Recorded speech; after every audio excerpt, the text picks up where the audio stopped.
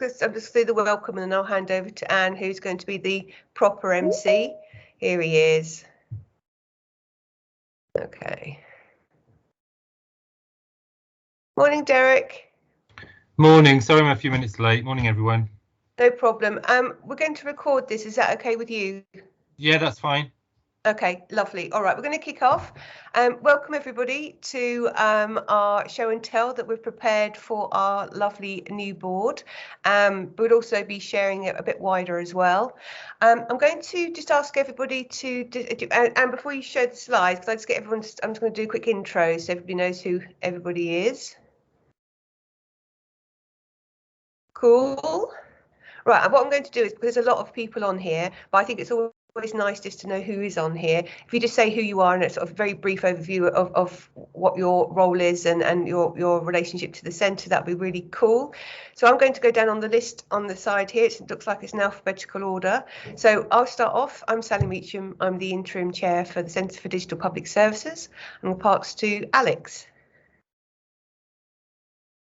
Hi all, nice to see lots of new faces. I am Alex. I work for a business called Kershaw and we are the procurement partners for the Centre for Digital Public Services. Cool. Thank you. Anne. Hi everyone, I'm the head of delivery at the centre. Charlotte. Hi everyone, my name's Charlotte and I'm the new Communication Support Officer at the Cdps. Cool. Derek? Hi, I'm Derek Walker. I'm one of the new board members and my day job is Chief Exec of the Wales Cooperative Centre. Thank you. Ed? Morning everybody, I'm Edwina and I will be heading up communications and engagement at the centre, and I start on the 6th of September. Cool. Jane? Hi, morning everybody. I'm Jane Reid. I'm the interim head of skills and capability. Jessica, our chair. Don't inform me, Sally. Jessica Lee Jones, chair of the Centre for Digital Public Services. In my day job, I am chief executive of a startup tech company called Youngo Solutions. Thank you. Maria. Hello, good morning all. I'm Maria Carmo. I'm the delivery manager and agile coach working with Sport Wales. Thank you. Nathan. Morning, I'm Nathan. I'm a product manager working on the skills and capability offering. Great. Niamh. Morning all, I'm Niamh. I'm a user researcher working on the landscape review. Cool. Simon. Oh, no, sorry, Ruth. Oh, hello, good morning, Ruth Glazard. I have lots of different day jobs, but my primary one is as Vice Chair of Digital Health and Care Wales, and then that's as a result of being co-opted onto this board as well. So nice to meet everybody, thank you. Cool. Simon. Hello, Simon, Head of Operations at CDPS. Lovely. And Peter, are you with us, Peter? Oh. I am indeed, yes. Hello, good morning. Peter Thomas, currently with Welsh Government Hub team in education, but joining the centre as Head of Digital Skills and Capability in September. Excellent. I thought you were on holiday, so thanks for joining us. Brilliant. I think they've covered everybody who's online now. There'll be people dropping in as different sessions come up, so they can introduce themselves then. Lots to cover. We've got times for questions. If we don't get enough time at the end, obviously we can answer questions after this session. So I'm now going to hand over to RMC Anne, who's going to take us through the show and tell. Thanks, Sally. And I think, assuming that everyone can see the slides, we will skip through the first couple. Again, reminder of our lovely board who's joining us today, and also the senior leadership team who are also on the call today. To start off, I wanted to talk really quickly about the core principles that are guiding us as an organisation. And those are our 12 service standards, which we've broken into 3 themes. So broadly, everything that we do at the centre, all of the projects that we're delivering are based around these 12 standards. They're based on pre-existing GDS, Government Digital Service, and Scottish Digital Service standards, with 2 additional standards at the very start that are very specific to the Welsh context in which we're working. The first one being focusing on the current and future well-being of the people of Wales, and also the second one, which is currently drafted as promoting the Welsh language. So that's making sure that we're thinking about and designing all of our services bilingually from the start, and that's really important as a basis for everything that we're doing. It's also really important that we understand our users and what their needs are, and that everything that we're doing is focused around meeting those needs as we start to develop digital services. Fourth, we want to provide a joined up service. So where a user has an online and an offline part of an experience of the service, that those are seamless and they don't have a different experience ringing a call centre or filling in a form offline than they do as part of the online journey. We want to make sure that everyone can use the service, and this is where accessibility and inclusion are at the heart of what we do. And then we turn into looking at how we create good digital teams. So we want to make sure that every service has an empowered service owner that's responsible for running that service, making sure that service is meeting the standards that we set out, and is really driving the uptake of the service and the ongoing development and iteration of that service. Good digital teams should be multidisciplinary, and with that we don't just mean that they should have lots of digital people working on them, but they should be inclusive of everyone who's involved in running a service. So there should be operations and procurement and HR and people who are subject matter experts involved in that team, making the best decisions possible as they develop a service. We want to work in an iterative fashion so that we're improving frequently and releasing value to users often. So we tend to work in an agile way to do that. It's also very important that we work in the open and that we share the successes of what we're doing, but also that we share the things that don't necessarily go so well, so that we can share our learnings to help people not make those mistakes and show how we're building a service and progressing that. And we also have a section around using data and technology. So we want to always make sure that we're using scalable technology so that users don't have problems accessing the service and that it's easy for developers to develop on. We want to make sure that we're considering ethics, privacy and security throughout the development of that service. And we also want to make sure that everything that we're doing is underpinned by data when we're making decisions, and that can be both qualitative and quantitative data. And now we want to turn and start to look at some of the projects that we're working on at the moment. So the very first thing that we want to do is to make sure that we understand the landscape that we're starting to move into. So I'm going to hand over to the landscape review team, who are going to talk us through the work that we're doing around that piece of work. So if I can hand over to Niamh at this point. Thanks, Anne. Just checking to see if my colleague Henry is on the call yet. No, he is not. So I will get us going. So the landscape review team. There we go. There's Henry. Perfect timing. Henry, I was just about to introduce you. So would you like to introduce yourself to kick us off? Oh, great. Sorry, I've only just joined everyone. Hi everyone, so I am the product manager for the Landscape Review project. So I guess my role there is really working with Anne to keep an eye on all of the different work streams and make sure that the work that we're doing is leading towards the end goal, which we'll discuss in a moment. And hi everyone, as I said at the start, I'm Niamh, leading on the user research side of things and having some really interesting conversations with service owners. Lovely, thanks Henry. Shall I talk through the rest of the team, Niamh? Great. So there's quite a lot of leave this week, so it's just Niamh and I today. But also in the team, we have Antonio Weiss, who is a partner at the PSC and is, I guess, the overall SRO for the project on our side. Anita Meza is another consultant who's working with Niamh on the user research side of the project, so particularly helping Niamh with meeting lots of different service owners across Wales. Neris is our content designer and also Welsh translator, who's available whenever we're meeting with service owners who are keen to interact with us in Welsh. Phil is our service designer and is also a delivery director at the PSC. And finally, Rob Hetrick is the technical architect, leading on more of the technical and kind of data questions for the project.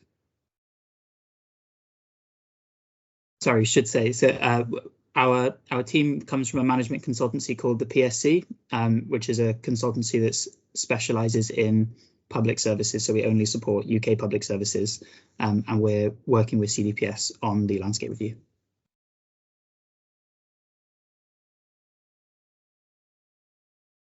Great. So with that, I will start with the first section of our brief presentation on the goals of the landscape review. Could we go on to the next slide, please? Thank you. So this is our project goal for the landscape review, I should say. We want to understand the state of Welsh Public Services, to identify opportunities and prioritise them, to identify where we can join up teams and services, and to assign investment to improve them.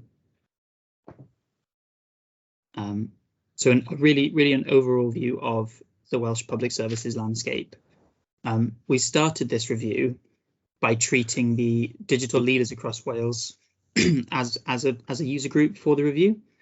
So wanting to understand what digital leaders needed to get out of this kind of review, what information they need on digital services.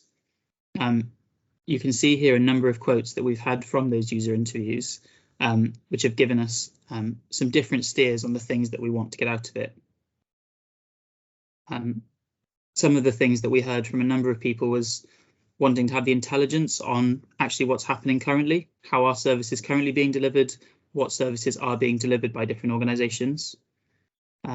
We've heard that people want to understand the technology side, and they want to understand whether there's legacy systems, whether there are patterns in the way that those different services are being delivered. We've learned about how within the 3 CDO areas of health, local government and central government, we potentially might need to take a slightly different approach, or at least a slightly different focus for the services that we're working with in particular health having more of a focus on clinician services rather than necessarily services for the public, which are more of a focus in the other areas. And then finally, I think core to this is identifying opportunities to identify value for money and where there are potentially savings from joining up teams and services in the future. Could we go on to the next slide, please? So from this, there are 3 outputs that we're aiming for the review. These are not the outputs that we're aiming to get to in this first 9-week discovery, but this is the kind of long-term goal for the review. So firstly, there is a service database, which is really just trying to get a picture today of all of the current public services delivered across Wales, both services which are currently digital and those which are not currently digital, but all aiming to understand opportunities for digital development or digital transformation. With that service database, we then want to have a method for prioritising opportunities within it. So a way for us to think about the things that the whole of the Welsh public sector could do together to improve on those services. And then I guess the final and most important outcome then is a set of priority services and opportunities for the Welsh public sector to work on together. And that might be things like working on shared components that could be used by a number of services. It might be identifying particular services that are currently not serving their users as well as they could, and where there could be a concerted effort to work on them together. Or it could be identifying particular gaps in skills where we could work to fill that. With that, I think I'm passing on to Neve for the next section.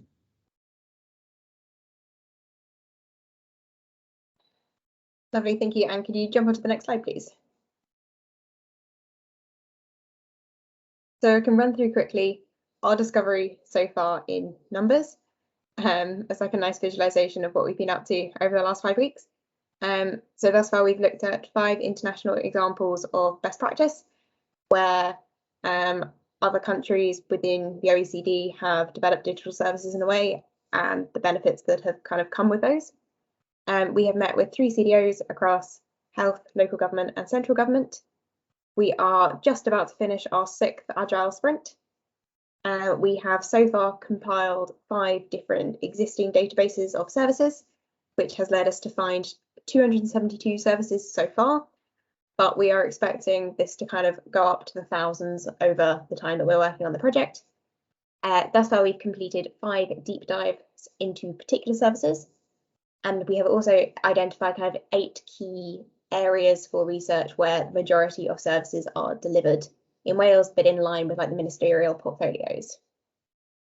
Lovely, Anne, could you jump us onto the next slide, please? So for our first output, thinking about building a service database, as I've mentioned, we're expecting this database to be incredibly large, and we're not expecting to kind of reach the end point at the end of the discovery.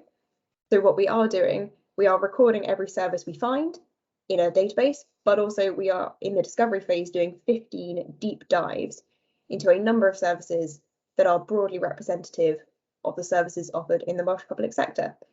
So Anne, could you move us on to the next slide again, please? So we have mapped out these axes as a range of different kind of categories of service currently offered. And what we are hoping for with our 15 services is that we can map them against each of these different categories. We've spoken to some very high volume services, such as the Hub platform, which has around 550,000 unique users per year, but also some slightly lower volume ones, such as Audit Wales, who audit, I think it's 83 bodies per year. Similarly, we've seen some very highly digitised ones, such as Natural Resources Wales Check for Flood Risk by Postcode service, or some ones that are in the transition process from being paper-based to being digital, such as the digital nursing records. So as well as these kind of 5 axes, we've also thought about kind of mapping across different sectors, so getting a range of services across health, local government and central government. We've also thought about kind of informational and transactional services to make sure those are being included, and also services with different user groups. So ones that are used by citizens, ones that are used kind of internally, and then ones that are used by kind of clinicians and other like frontline workers. So if we could jump onto the next slide, please, Anne. To collect data on each of these deep dive services, we have developed our service data survey. And when we've met with service owners, we have both been testing this to refine the language, to make sure we're not using particularly technical vocabulary, to make sure we're giving definitions of what is a service, what is a service owner, and to make sure that the process of completing the survey is good. But also we have been collecting data on these services we have spoken to so far. We've had some really, really interesting insights, and really it's been really important to test this. So for example, we assumed initially that a service owner would kind of have full oversight of their service, but often in the way that services are currently run, this isn't the case. So it's meant that the way we've designed the survey, it means that somebody with all the technical information can answer one section, then they could hand it over to the accountancy team, who could then complete the financial side of the service, which could then go back to the customer service team, who are responsible for recording user feedback. So yes, we've had several of these forms are completed now, and we'll be doing some analysis on this to kind of inform the end outputs of our discovery. And if you could jump us onto the final slide, please. So in tandem with these deep dives, we are recording every service that we come across. Thus far, we have around 272 services in our database. At the moment, these are predominantly, as you can see in the figure on the left, these are in the Welsh ALBs and also in central government. Thus far, we haven't found so many in health and local government. When we've completed our record of services, we kind of expect this picture to be inverted. But at the moment, we haven't been able to get access to the data for health and local government, partly because services are often viewed in slightly different ways. So many local councils think about applications rather than services, and it's kind of coded in that way. So there's not the easy access list. But yes, we'll be continuing to refine this over time. We've also done some dashboarding around who are the users of services. So the ones we've found so far have predominantly been citizen facing, but we also have some more kind of frontline public servant facing ones, particularly in health, and some more internal facing ones within central government. Lovely. So if you could jump forward a slide and we'll start thinking about our next steps for the landscape review. And then one more, please. So our goal now for the rest of the discovery is to complete these 15 deep dives. This screenshot is from a meeting we had with Anne-Louise Clark at Audit Wales, which was a really, really insightful meeting, both for us to kind of learn from her and her to test some ideas she had with us. So one thing she drew out was that it would be really useful to have a series of Welsh digital standards that they could use as part of their audit process. So when they go in and assessing digital maturity, digital competency, it would be really good to have those to test against. From our discussion around user-centered design, she also kind of drew out that in their own audit service that they provide, it might be more useful to think about how they could make it more user-centered rather than driven by technology, which we thought were kind of really, really interesting points of discussion. And I think are quite telling of actually how important and useful a piece of research this will be for both kind of the CDPS and for all the service owners. So on that note, I will open the floor to questions. Actually, Niamh, we're going to hold off on questions until after the next section, and we're running a little bit ahead of ourselves. So if I hand over now to Jane and Nathan, who will take us through the work that we're doing around the skills and capability space, we'll have a after that for questions. If you want to pop some questions into the chat in the sidebar, that would be great. And if I could ask one of my colleagues at the centre to keep an eye on that. I'm immersed in screens where I can't see anything other than the slides. That would be super helpful. Jane and Nathan, can I hand over to you to talk to us about skills and capability, please? Thank you, Anne. Hi, good morning, everybody. So I'm Jane, I'm the interim head of skills and capability. We've got Nathan, who will be doing this part of the session with me as the product manager, and welcome Peter, who will be joining to take the role permanently on the 6th of September. So if you just move to the next slide, please, Anne. So in this part of the show and tell, just to say up front, we'll be covering what we're doing to upskill the existing talent that's in the Welsh public sector. We won't be covering what we're doing to develop the future talent pipeline through apprenticeships, because we're still very much in the thick of looking at the findings and recommendations and then taking a view on what to do next with that. So I'm going to concentrate on what we've done so far in upskilling existing talent. Next slide, please. So first up, our users are very diverse. The whole of the Welsh public sector, including arm's length bodies. It also includes all organisations delivering public services, so our third sector and other organisations like blue light services and everything in between. So we've conducted 2 discoveries to understand the existing skills gaps in relation to digital transformation and user-centred design and agile ways of working. Skills, not the essential digital skills of the workforce. We've trained so far over 500 leaders across 61 organisations, again, quite wide-ranging. A lot of local authorities leaders we've trained, but we've also opened up the training to some other organisations like the Welsh Revenue Authority and some health organisations too. Next slide, please, Anne.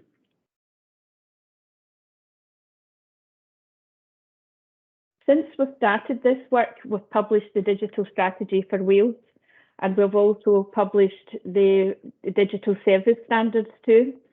Together, both of these, the strategy and the standards, really sets the bar for what we expect when we are designing and delivering excellent public services in Wales. Next slide, please.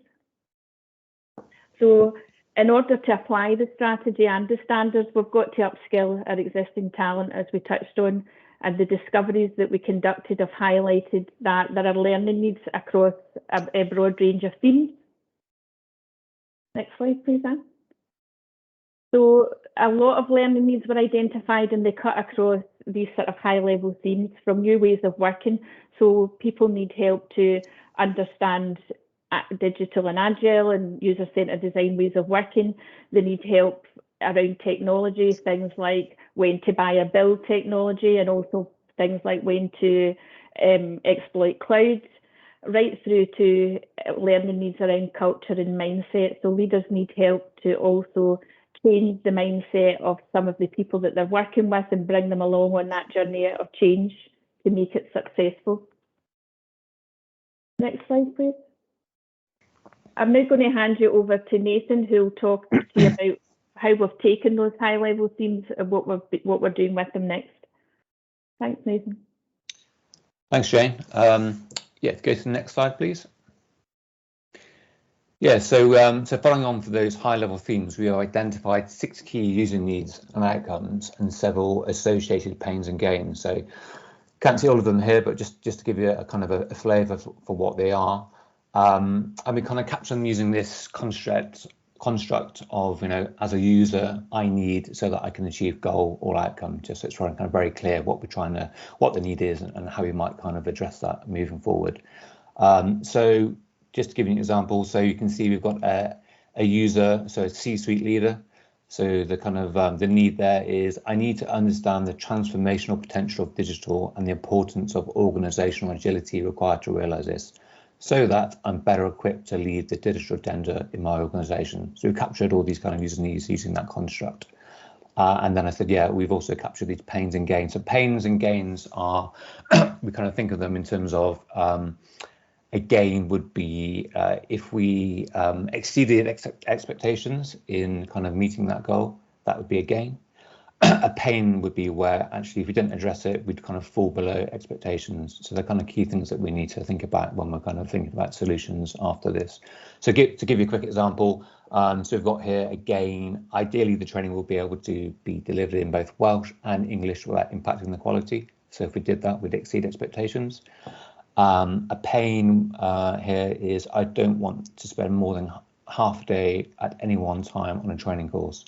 So particularly for leaders who are busy, they haven't got the time to kind of devote large sections of their time to training. So, if we didn't address that, that would kind of fall below their expectations. So if you can move on to the next slide, please. And the next one. So taking all those user needs and outcomes and pains and gains, we then kind of created 2 opportunity statements to help us kind of frame how we want to move forward and think about solutions. So the first one is, how might we deliver a training support offering that addresses the key needs and delivers the biggest impact as soon as possible? And the second one is, how might we ensure that all the key pains and gains identified in our research are addressed in our training support offering? So if you move on to the next slide. So using those opportunity statements, we then started to kind of explore high-level approaches or high-level solutions. So next slide, please. And we identified a pathway to address those training support needs, which kind of cuts across all users. And the vision really is more of an end-to-end program for an organization, from kind of leaders through to teams, that they can wrap around an actual service. So whether that's kind of a redesign of an existing service or a new service, but it's really to kind of help them support them in getting familiar and upskilling them with digital transformation skills, so they can apply that in their kind of what they're trying to achieve, rather than kind of an individual set of training programs that they could go off and do and not really apply. So I just kind of walk through quickly. So across the horizontal slice, you can see we've got a grey box there, and that's kind of a support need. So I need to know where to start on the digital transformation journey. So different teams, different organisations might have differing levels of experience. So that's an opportunity really to understand where they are and potentially fast track them through this programme, rather than them going through every individual training course or kind of support coaching module. The one in blue is really for all staff. So this is an introduction, almost like a level set to get people familiar with or understand user-centred design, agile ways of working, and the digital service standards for Wales. And then we've got several training needs around C-suite leaders. So in the middle, we've got a key one around just getting familiar with the transformational potential of digital and the importance of organizational agility, like I mentioned before. And off to the side, we've got these kind of specific technology needs as well that are identified. So one around understanding the benefits of cloud computing, another around understanding the key aspects of cybersecurity, and another around data and AI and how that can be leveraged. These are very much kind of pitched at that C-suite level to kind of help those leaders understand that in a bit more detail. And then moving forward along that pathway, we've got one for the heads of. So these are the people who are going to be leading the transformation, responsible for potentially one or more delivery teams. So helping understand what they need to do in this kind of new way of working. And then we've got the one for teams at the end there in kind of purple. So this is about allowing the teams, the actual delivery teams building the services, to understand this new way of working and how to apply them in a Teams context. And then finally at the end, we've got another support need, and this is around making sure that we can, or they get the support to help them implement what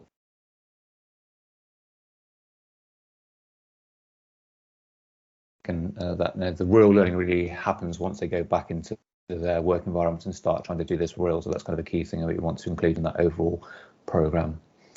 So that's our pathway that we've identified. And if we go to the next slide.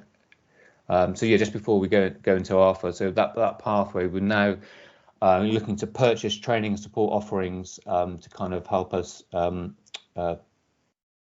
basically start testing that content in an alpha. So we have created 2 invitations to tenders. They're currently being translated into Welsh, and we're hoping to go out to market later on this week, early next week, to purchase the training support needs. And then once we have a supplier on board, they're going to help us co-create that content in the alpha.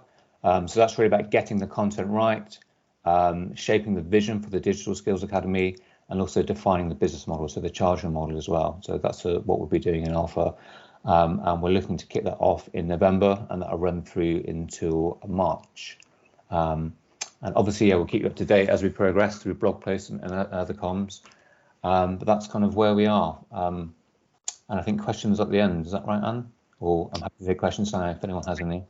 I'm going to stop sharing my screen for a moment so that I can see everyone, and that feels much better. It's very odd sitting there not being able to see anyone.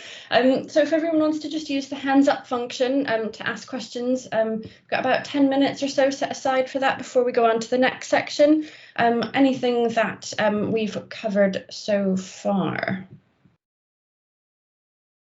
Ruth. Thank you. That was really interesting. It really gave me a sense of the work that's gone on. So thank you to all the teams for putting the effort into that. That's really helpful. Probably unhelpfully, I have about 1 million questions that we just will not get through now, because I want to start diving into some of this and start talking about some of the health outcomes piece. And really start getting under the skin of some of the project work in terms of skills and capability as well that's happening, because obviously at DHCW we've got similar objectives, so loads and loads there. So yeah, I'm not actually going to ask any of those questions now, because we'll just go down about 1 million rabbit holes. But and probably I'd really value some time with you and the wider team again fairly soon to talk about some of this, because it's just triggered so many things to think about in terms of what we're doing at DHCW and how we can move stuff forward. So thank you, great presentation. Thanks, Ruth. And there's plenty more to come as well. But why don't we look at setting up a separate session with maybe you and Jane and Peter when he starts as well in early September, so that we can start digging into the skills, and I'm guessing some of the landscape review stuff as well. Fabulous. Derek, I think you've got your hand up as well. Yes, thank you. Yeah, I've got 2 questions. One I think is about the sort of challenge we face, and one is about the approach we might be taking. So I guess I was interested in the landscape review to get some soft information about the appetite that or the interest and the barriers and the challenges perhaps you'd faced in trying to set up interviews and conversations across the public sector, and how you felt that had gone. Had there been a huge energy about getting involved and speaking to us, or had that been a mixed picture, or how was that? And the second one, I guess, is a broader conversation, is around, how we approach what we prioritize as an organization. Do we go where the energy is? Do we go where the big issues are? Do we look at a combination of those things? How have you had conversations about that internally, and what's the current thinking? Thank you. Thanks, Derek. I'll hop in on the prioritisation one really quickly, and then we'll come back to the landscape review. And I think they kind of go together. So up till this point, the things that we're working on, and the things that I'll talk about a bit later that we have coming next in the pipeline, are very much based around where have we had engagement, where do we think there's something useful, shareable, and repeatable that can be used across different organisations. And all important where we have a foot in the door and we know that we're going to be welcome, and it will be easy for us to get started. And so far, I think we've been really impressed with that. And I think that goes starting to cover into the landscape review questions that you had as well. We had, I think a lot of people were warning us that it might be a little bit difficult to engage. People might not want to, a lot of fatigue in that space.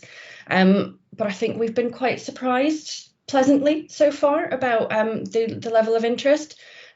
We've had local authorities get in touch with us off the back of the blog posts that we've been writing about this, which surprised me but was wonderful. The conversations we've had with them so far have been really open and engaging, and I think that goes for local authorities and arm's length bodies, and in health as well. We've been having some really good conversations there. I know it will get crunchy at some point further down the line, but I think we're still in the sort of very open and talking and not quite asking for lots of data and information point yet. But I have no doubt that will get crunchier as we get into some of that. But I think people feel like it's a thing they need to be part of, and that's working in our favour at the moment. And long may that continue. Niamh and Henry, do you want to add anything more around that? Because you've been doing the more face-to-face side of that. I think I'd just add, yes, generally it's been incredibly enthusiastic. We've had we've had it noted from a couple of local authorities that we've spoken to that what we need to do when we speak to service owners is to make our ask of them very, very clear, exactly how much time of theirs we're going to be taking, exactly what they need. So then they're going to be able to gauge whether or not it is something they want to engage with. I think kind of refining those materials to convey exactly what it is that we're doing and what we want clearly has been like a really beneficial thing to do. Henry, is there anything else you want to add? Yeah, I would totally echo what you said, Anne. I think particularly at the top level, at the organisation level, we've had a really, really great response. I think it is getting in down to that service owner level that it becomes a bit more challenging. Maybe partly because actually organisations aren't necessarily all set up thinking about services in the way that we're thinking about services. There might be someone who's responsible for a particular policy area, then there's someone who's looking at technology across the whole organisation, and the kind of information that we're hoping to get about a particular user need served by a particular service isn't necessarily held by one person, which makes our engagement kind of more dispersed. But I think so far it's all been very, very positive, and people coming to us actively without us having to bang on the door. That's really good. Thanks, Henry. Jessica, you have your hand up next. Thanks, Anne. I just wanted to check. Jane, did you have a question? So you had your hand up. No, it's okay. It's fine. Thanks. Okay, perfect. Firstly, thank you so much for that. Really, really interesting two presentations. Really, really good to find out more. I'm particularly interested in the objective to build this database as part of the landscape review, and I suppose I'm quite interested to understand what your vision is for that database longer term. Is it a case of taking a snapshot of public services at this point in time and taking some action based on that, or is it a case of building a database with longevity, and if it's that, great, but how is that going to be maintained? Where is that going to live? So quite keen to understand that. I will hand over to Niamh and Henry to go into more detail, but I would say it's certainly at the moment to build up that snapshot so that we can start to figure out how we want to address some of the issues that we find in that. So we think we'll find areas of where we can get some efficiencies quite quickly, some areas where we can start strongly encouraging more collaboration and joining up between people who are doing similar or the same things, and slightly longer term thinking about how money and investment gets moved around to focus on areas where things maybe aren't so strong, or where we want to encourage a much more horizontal flow of a user journey. So moving away from silos to truly end to end. Doesn't matter what organization you interact with, that journey is smooth and clear. And I think to the second point, we will need to track and maintain this over the long run. And part of what we're working out through the Discovery and Alpha is how can we make this as painless as possible? We know that everyone has huge amounts of pressure on them in the public sector in their day jobs, and we're asking them for more. So how can we come up with a process that will make this easy for them in the long run? But I'll leave Henry to maybe go into a little more detail on that.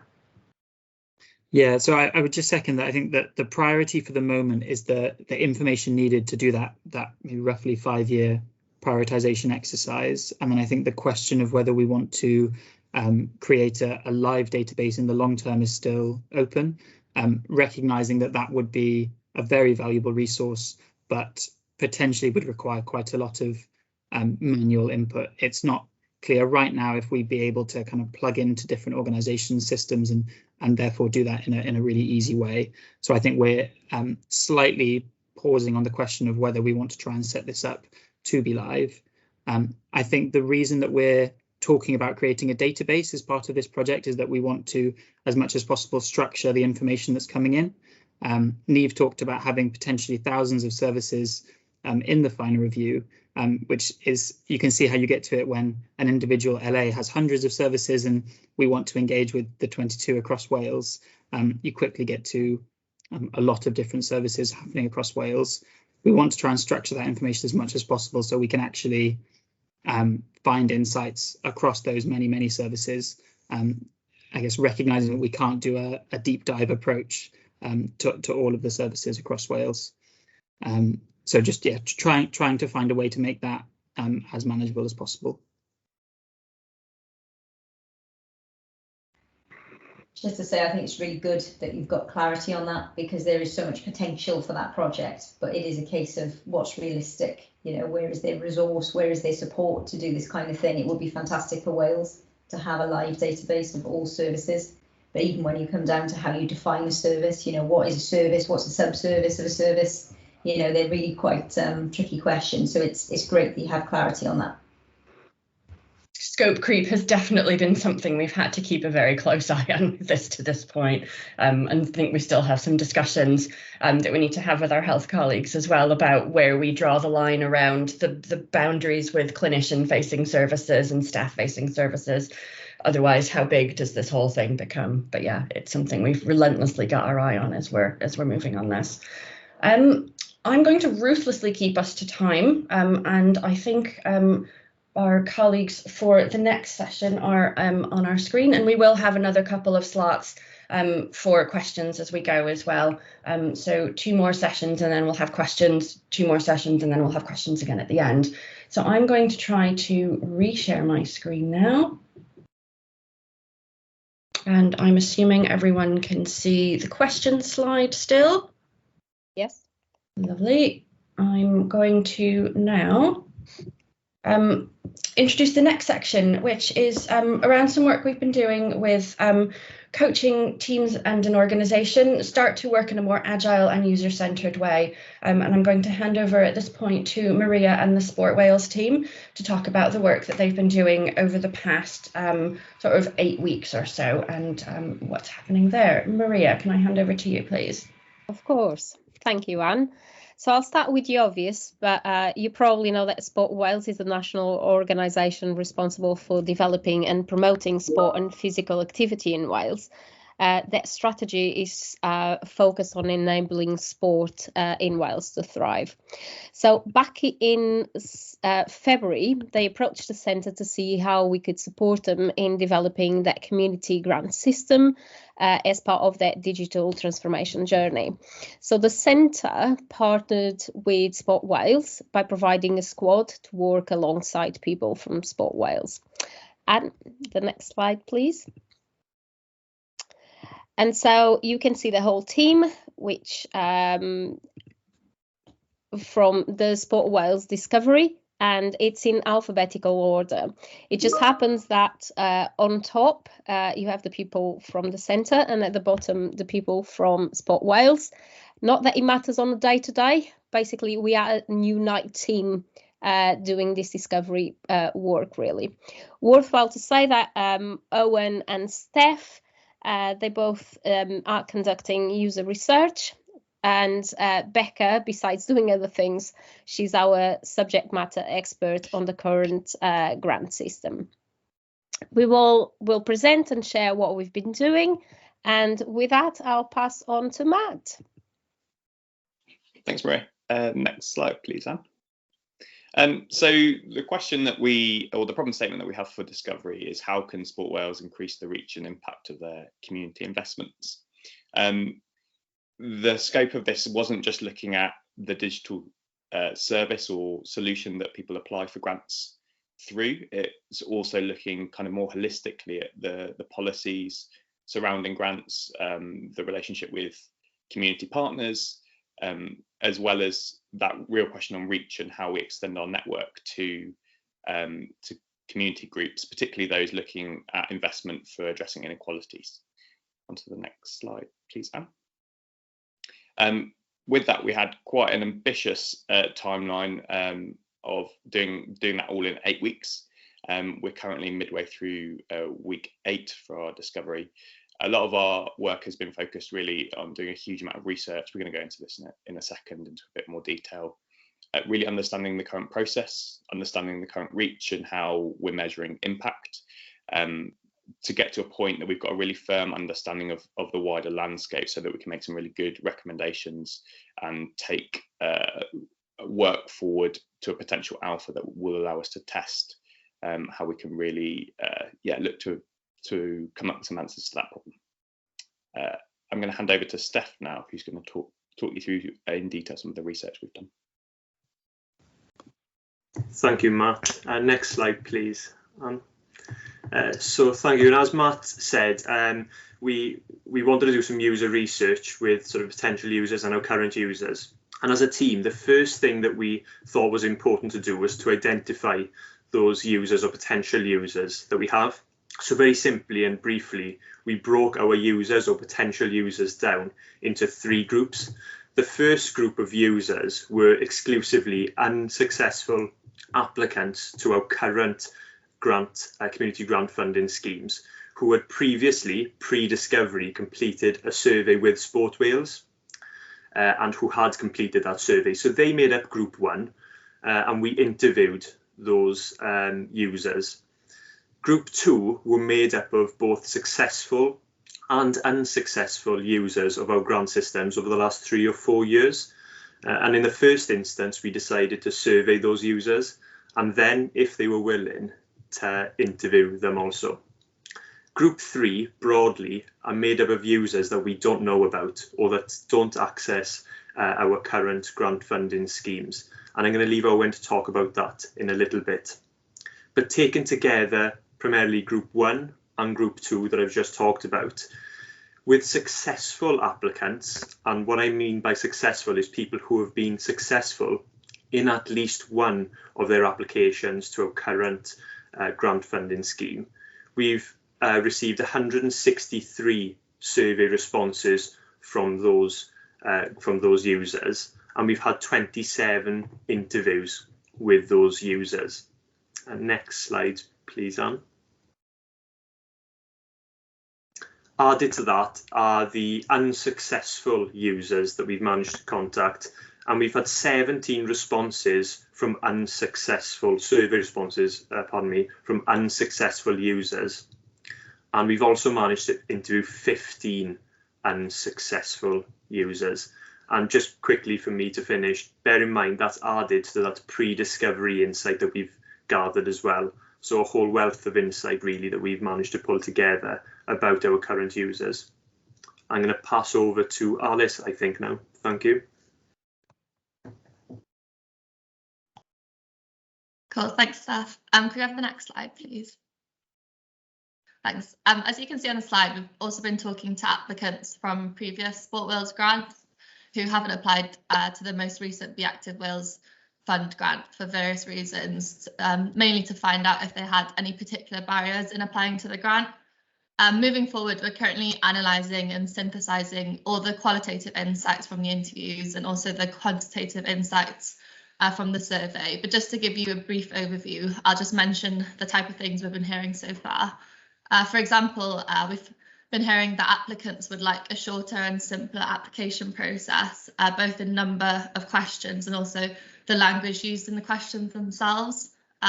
Applicants would also like more flexibility in how people can apply, for example, not just through an online application form like it is at the moment, but also people like the idea of talking to someone through the application, for example. And then we've also been hearing that people would appreciate upfront and ongoing support, more support than they receive at the moment when making their application, especially for individuals who aren't very experienced in filling out forms. And this could be also sort of a barrier to some of those individuals in applying for the grant funding. Can I have the next slide, please, Anne?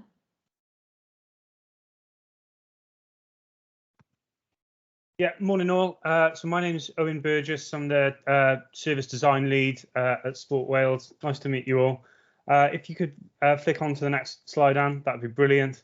So I'm just going to talk very quickly about non-users. Typically, okay, these are people who is not your local football club, not your local cricket club. These are organisations who we'd really like to reach. They might be doing some brilliant sporting work, but their primary reason for being isn't sport.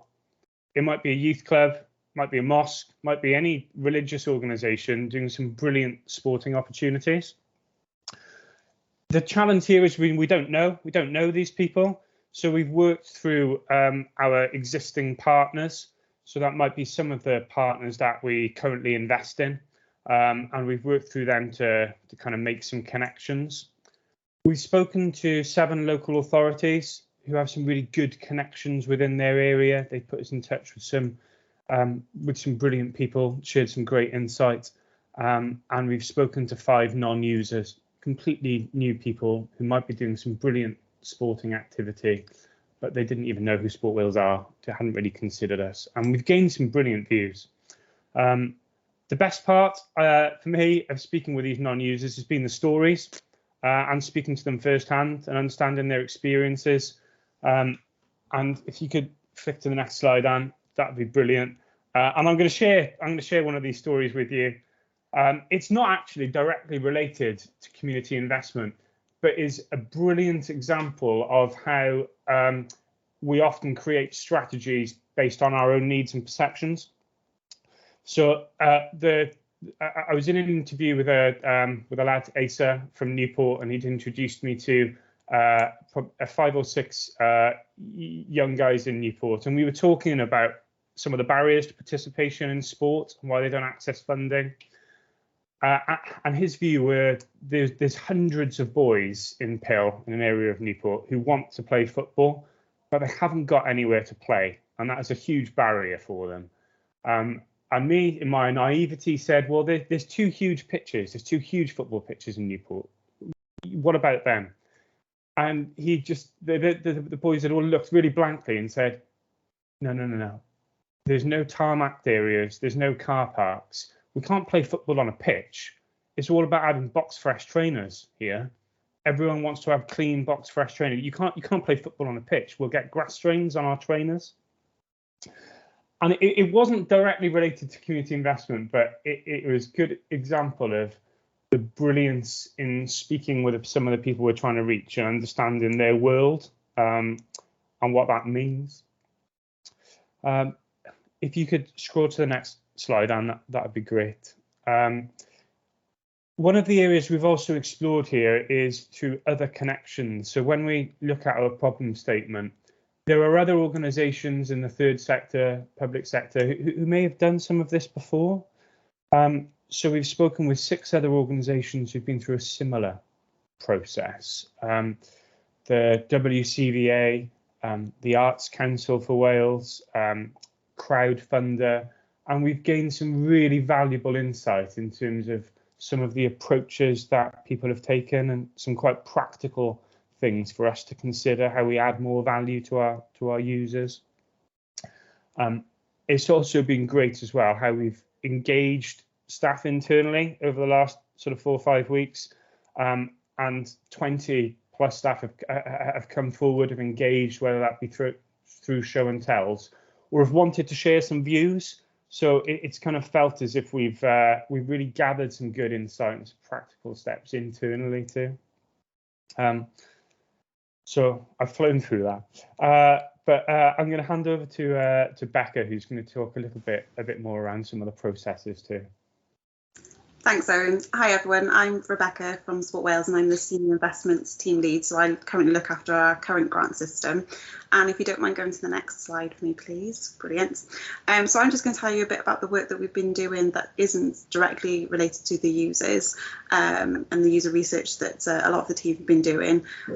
We've been looking at the internal processes within Sport Wales and trying to map them out to see how we can improve them.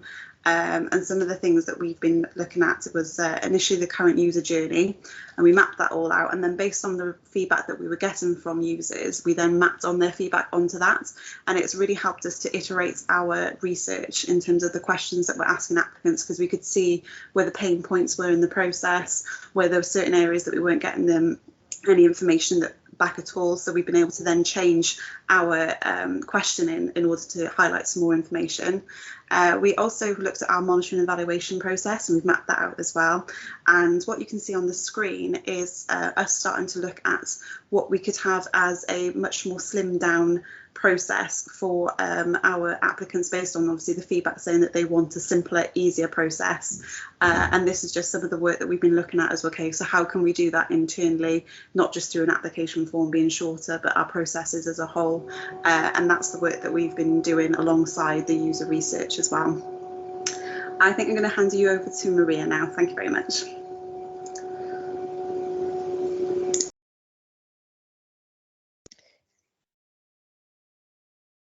Anne, would you mind moving to the next slide, please? So very quickly, just to say that one of the skills of the partnership is to share and transfer knowledge and to help the team upskill. And also we are also offering, as part of that, agile drop-ins to all of the Sport Wales colleagues.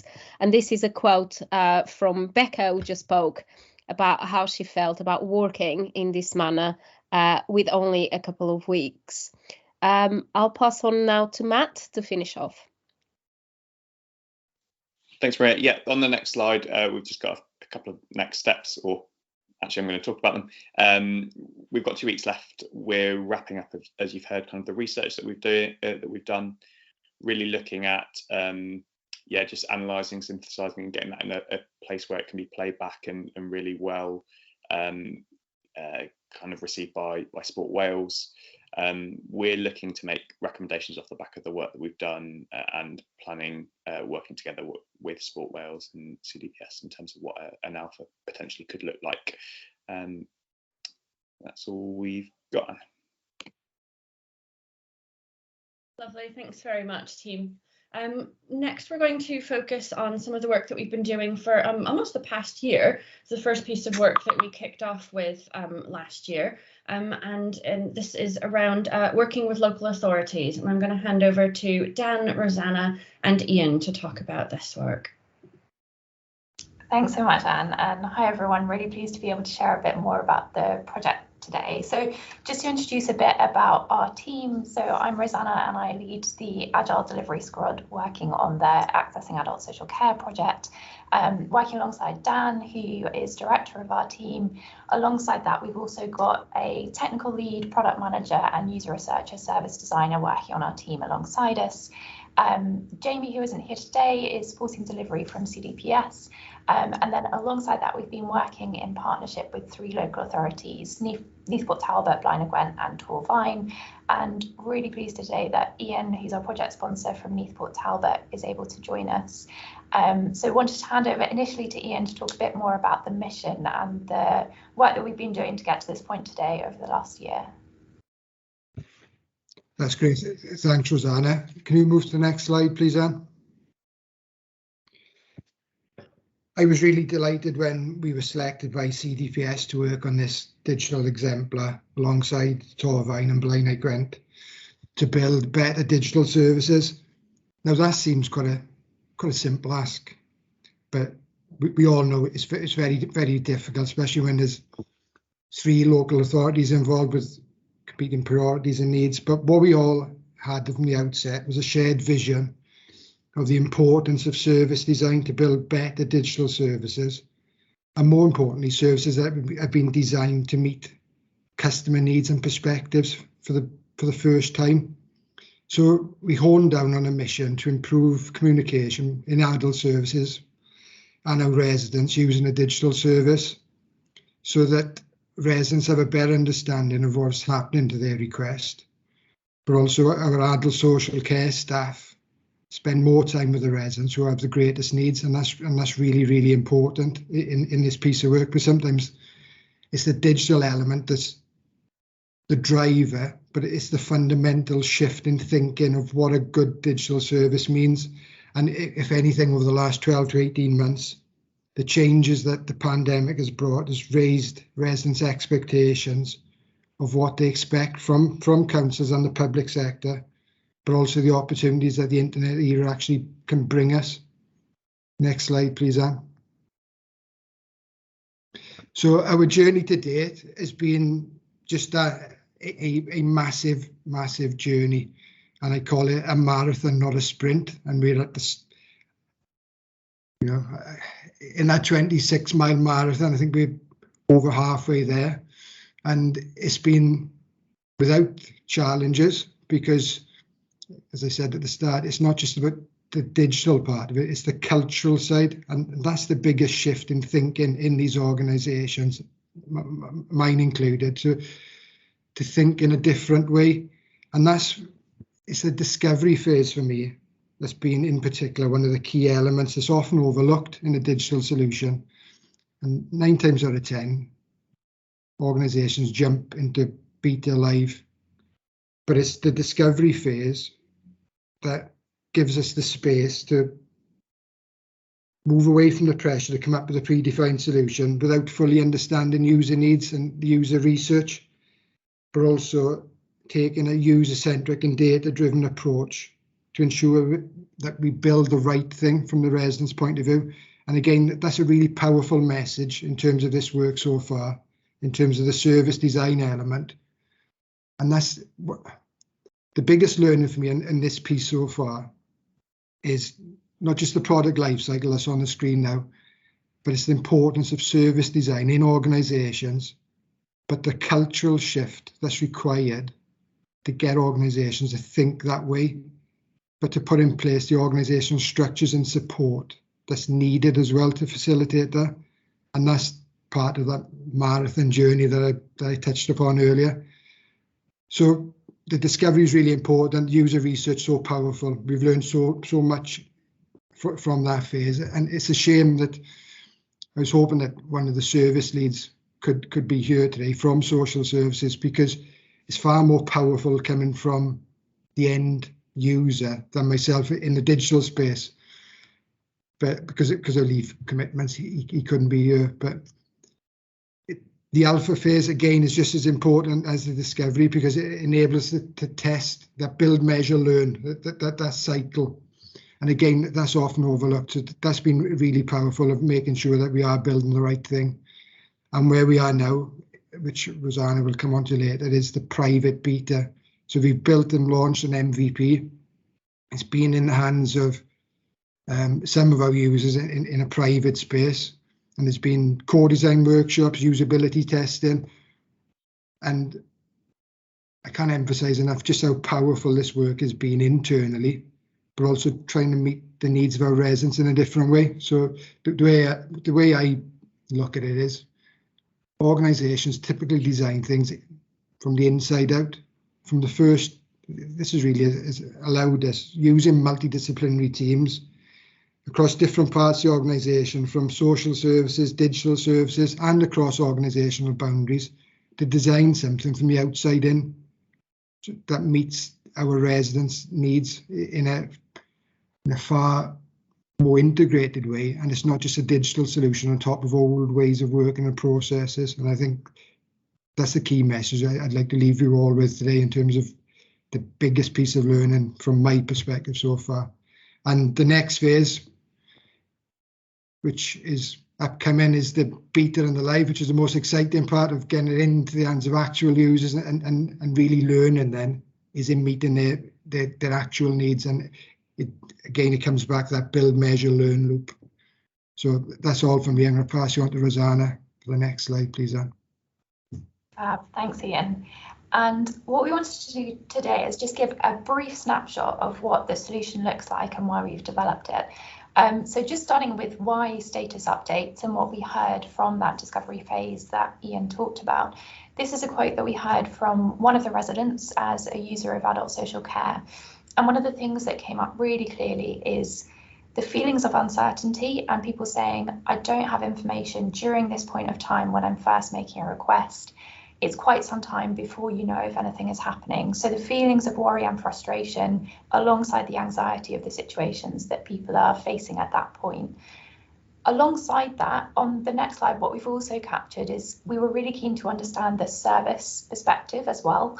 And what we also heard is then frustration from contact workers in the front door of adult social care, saying actually sometimes they feel they're being used as receptionists because they end up on the receiving end of the phone calls into the service for people asking for quite basic information about what's the status of my request. So equally on their side, there's a challenge there of how do we meet this need? So that really honed down on how might we provide better visibility of status updates for people's requests.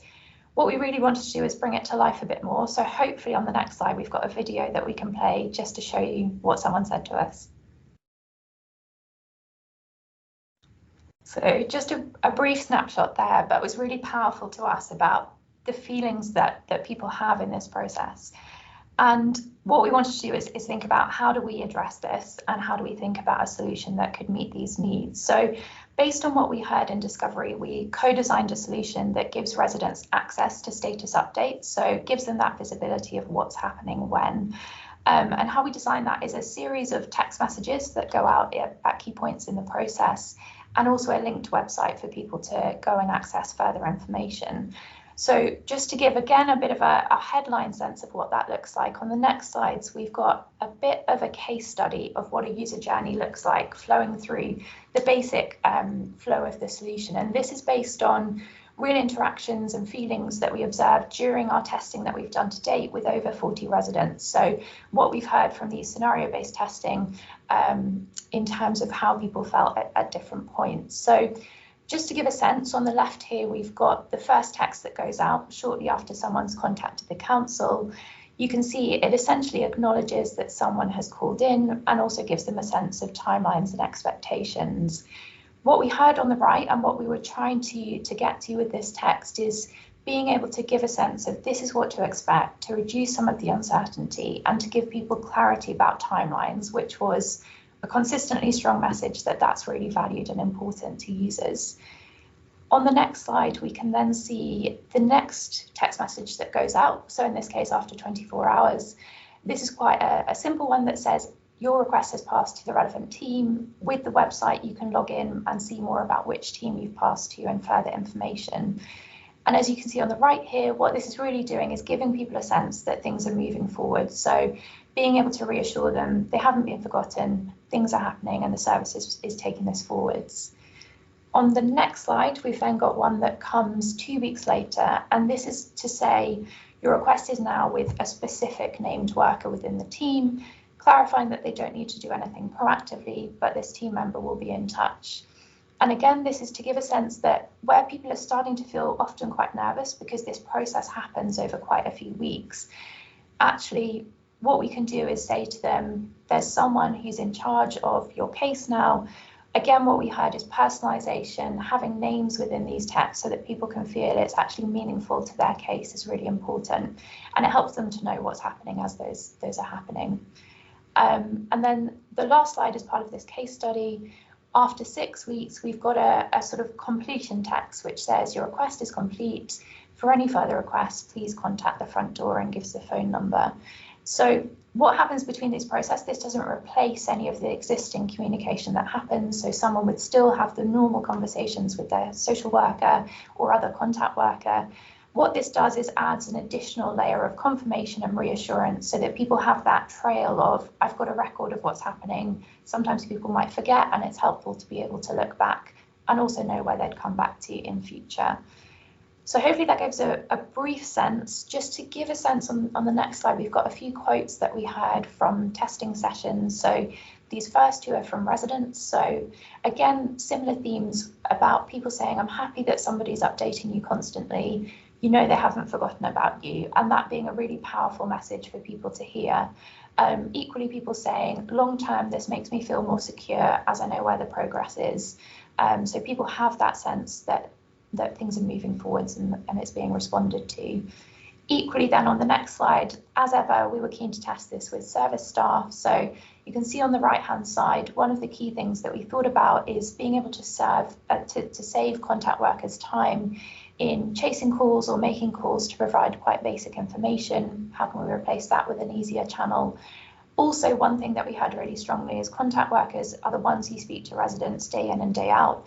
They really understand the needs there. And so we actually heard from contact workers, I've been waiting for something like this because I see this need and I want to be able to respond to it. So that gives a brief snapshot. Just wanted to close, I know we're tight on time, with what next and where we are in the process. So what we've been doing to this point is building out the solution. We're now in the process of launching the first text release in Neath Port Talbot initially. So what that means is actually contact workers at the front door offering opt-in to the solution so that people can actually receive these texts in relation to their requests. We're then collecting various different metrics in terms of people's experience, how many people opt in, so that we can validate and tweak anything that might need tweaking. What we'll then do in a phase 2 is add in the website release and then test the added value of that. So that's all happening over the next couple of months. So hopefully we'll have more opportunities to share outputs of that, further feedback we're hearing. I'm really looking forward to sharing more. Lovely, thank you, Rosanna. We are running a little bit behind time, so I'm going to hop over the question slide, which would be next. I'm going to put my best American fast talking voice on and run through the next set of slides so that we have time at the very end to do questions on everything. So I'm going to skip to the work that we have in the pipeline. So we have 4 other things that we have sitting on the back burner in various stages of being ready to go. So I'm going to whiz through those really quickly. The first one is a piece of work that we're talking with Caerphilly Council about doing around helping them to do a piece of discovery to look at how they can redevelop a website that will allow them to run online services in a much more efficient, streamlined and automated way. And we're still having chats with them about what the team looks like for that, how we can make sure that the team is ring-fenced to work with us on that, and what a future sort of relationship would look like around that. And we know from talking to Sam Hall and her team that other councils are also looking at this problem at the same time. So we'll start to bring some of those others in so that we can start to apply learnings not just to Caerphilly, but to as many councils who are looking at redeveloping their websites as possible.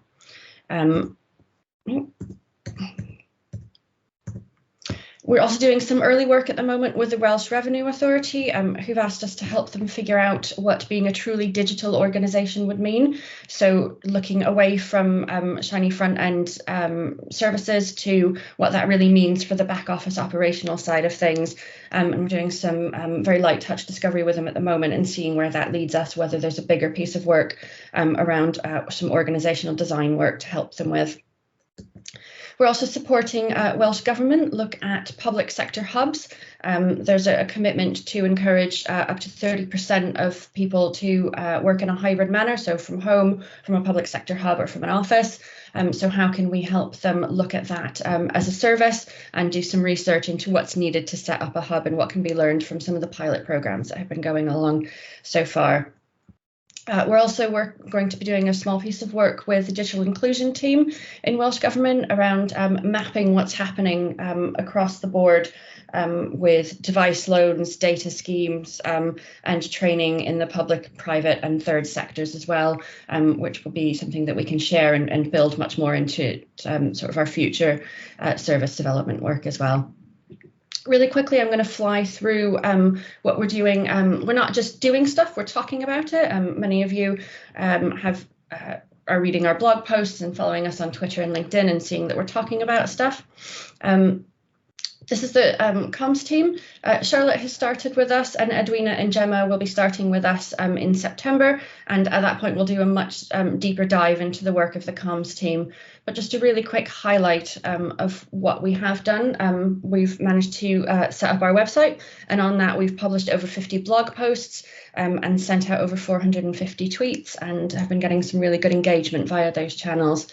The comms team has also been doing a lot of work to bring people together. So we have, which I'll touch on really briefly, are developing a community engagement tool. We've set up 2 communities of practice. One of those is around bilingual service development, and the other one is around communicating digital. And we'll be bringing more communities of practice on board in the future, particularly around the service standards. And we've run 6 knowledge sharing webinars so far. And then really quickly, the work that we've been doing around engaging with citizens. We've been working with CoProNet on a piece of work. We gave them the challenge of, so we've at the centre have already undertaken some work to identify who our stakeholders and sort of customer user groups are, but we needed some help figuring out how to identify and work with community groups in Wales to make sure that they have a voice in the development and design of CDPS and also public services. And these groups, we said, could be either geographical or based around a cause or belief. So CoPro have been doing quite a bit of work on that for us. And I'm just going to fly through this really quickly. And again, in the future, once the tool is finished, we'll be able to do a deeper dive into that with all of you as well. So they've been developing a tool which is going to be a series of spreadsheets that will and a narrative that will help us work through how to identify groups to work with and engage when we're doing user-centered design and co-production. Apologies for the noise in the background. So they've built at the moment a long list of over 200 organisations, which are mainly third sector, but not exclusively. And that's across Wales and across areas of public service activity. And these are what will be in the spreadsheet side of the work. We'll be able to filter that and get a glance of what's going on there. There'll be contact details in there so that we can get in touch with folks and engage them ahead of time in the work that we want to do, either from a comms perspective or as we're working on developing services. And finally, there'll be a prioritisation matrix to help us make sure that we can identify the best groups to speak to on a particular piece of work. And we will do a much deeper dive into this and run through how to actually use the tool once that is live. But we now have the rest of the session for questions, and I'm going to stop sharing and put myself on mute so that we can get rid of that horrible noise in my background. Sorry about that.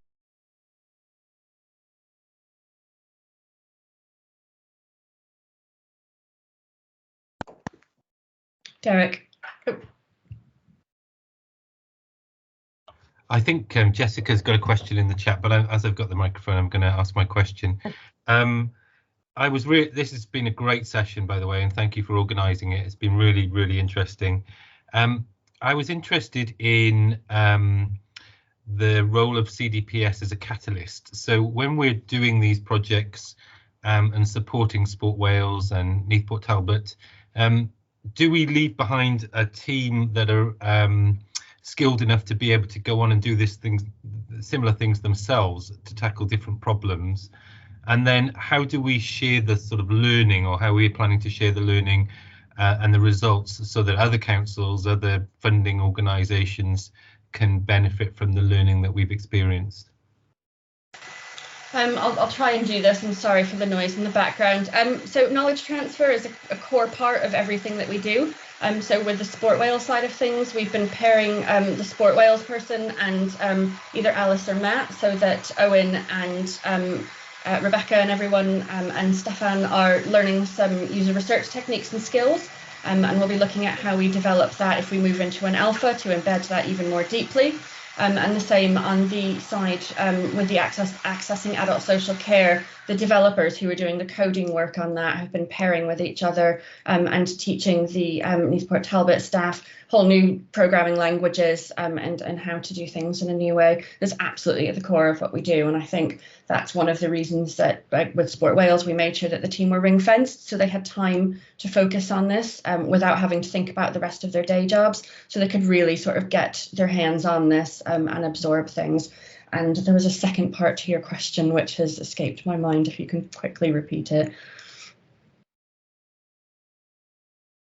So it was the shared learning, but it was also the teams having the skills to be able to carry on and do that. Perhaps this is better asked to Sports Wales and NPT teams, but whether they felt able then to go on and do similar projects themselves without CDPS's involvement.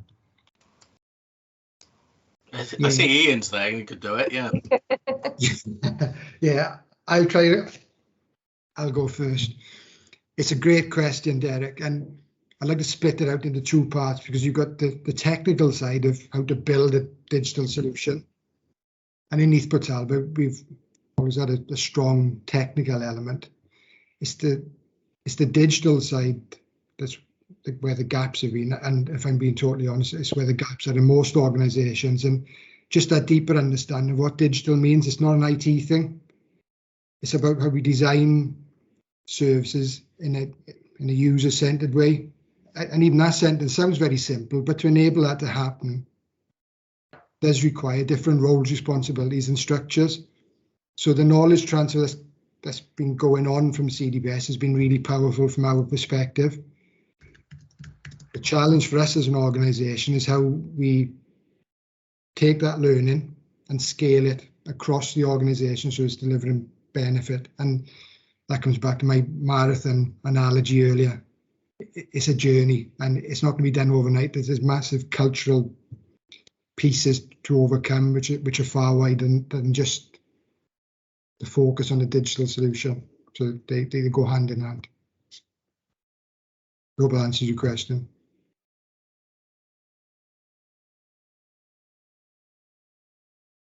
I just made a bit of a hash of one of my messages there, but also what I was trying to say as well, that with the digital skills and capability, a lot of that is around raising awareness and for leaders to understand what is meant by digital, but we'll also be looking at how do we provide deeper skills training in the professions that we're trying to and we need to promote across Wales with regards to digital, so user research and product ownership, etc.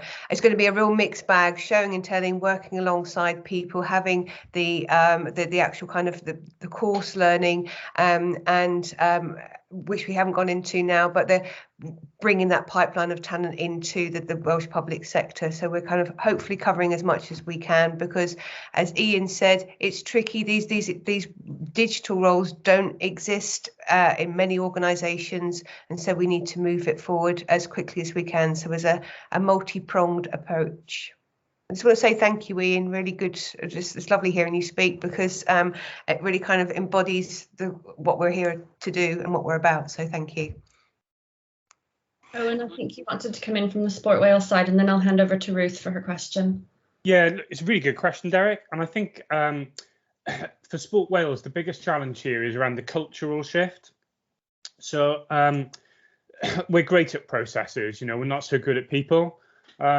So that kind of cultural shift of really understanding user needs, building with, understanding what challenges people have and then looking to see how we can add some value and solve them is probably the biggest cultural shift that this project has really started to embed. We do lack the technical skills and we probably have gained some knowledge of agile processes and methodologies. But I think if we take the one thing from the last 5 weeks is that we're starting to embed that cultural shift and thinking about how do we know what people need? Surely we need to spend a bit of more time on research. And yeah, we won't have the technical expertise to develop things in alpha stages, but that's probably been one of the biggest shifts that we've seen so far.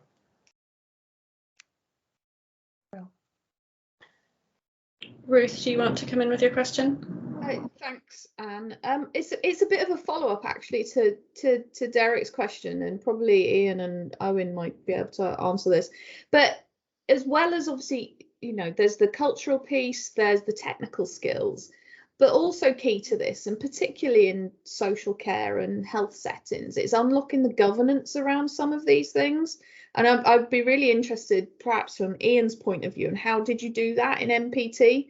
Because it's great to be working together across organisational boundaries as parts of teams, but actually when it comes down to it, what holds back a lot of innovation is unwieldy governance and governance structures that can't flex. So I'm really interested to understand how you navigated some of that.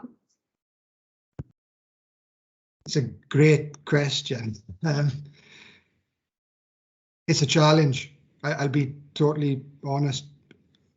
From the outset, the service wanted an online form, and that's come back to the original point. The perception is with digital, they want a predefined solution.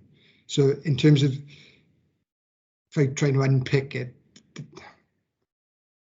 governance can hinder things.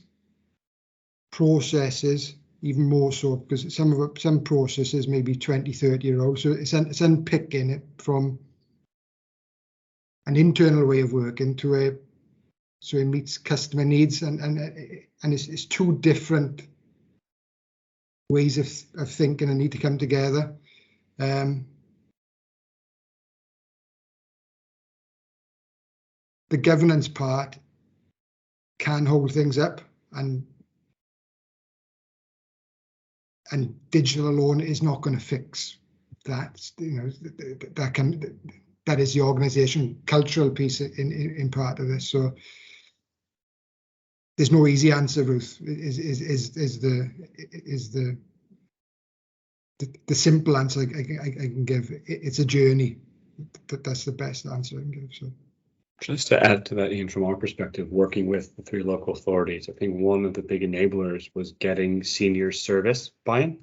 And so to be able to have directors of adult social care, children's social care, having oversight and bought in, it's been really important, as well as getting advocates and champions from the service side, who for the first time were seeing their experiences reflected back in the suggestions and proposals for service improvement, created momentum for change and helped us navigate tricky governance issues. As well as I think we've been particularly impressed on some particular challenges in governance around information governance, etc. A real openness to learn to do things differently, which I think there's an increasing recognition. I think some has to do with the culture of the 3 local authorities as part of the project and what BDS is trying to create, as well as COVID has really created a can-do attitude and a real want to change, which is helping us plow through some of the obstacles that may be there otherwise.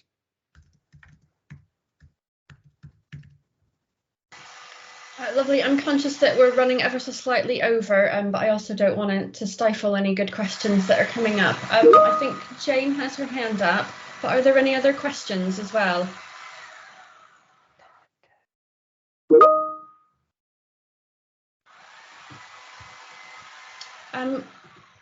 Lovely. In that case, I'm going to try and figure out how I start recording this. Can I just say something? Is that okay? Yeah, sorry. Yeah, it was just on the bit about the governance. So as part of co-creating all of the learning needs and learning from Scottish Government Digital Academy is to get training in for the support and business functions early in the training and support journey rather than later. The sort of hindsight was obviously is a great thing. So as part of what we're buying in the procurement, it will include training for the support and business functions to start to pique that interest and change mindsets in that space as well at the very start. So that should complement, again, what's happening on the ground. So we'll be buying training for those functions. Just wanted to add that in. Thanks, Anne. Lovely, thanks Jane. And if there aren't any more questions, thank you all so much for coming along today and listening to all of that. I cannot overemphasize how hard it is to tell our stories in 10 minutes, so it's been a good challenge for us. There's so much more that we'd like to share with you as well. So if anyone wants to do any deep dives or find out more about any of the particular projects that we're doing, please get in touch with me in the first instance. and I'll help coordinate all of that with the teams. And thank you all to Ian and everyone from Sport Wales as well who came along. I think it's been absolutely, pardon my French, bloody brilliant to hear this from your mouths as well. And I think that's the big difference that we're making with a lot of this. And it gets me super excited again every time I hear from all of you and watch those clips from the users that we're working with as well to make things better for them. It's incredibly powerful to hear those stories. And looking forward to working with Ed and her team so that we can really start to get some of those front and centre. So not from us, but from the people that were actually on the receiving end for all of this. It's hugely important. Thank you very much, everybody, and see you all again soon. Well done, Anne. Thank you very much. Thanks, Anne. Bye.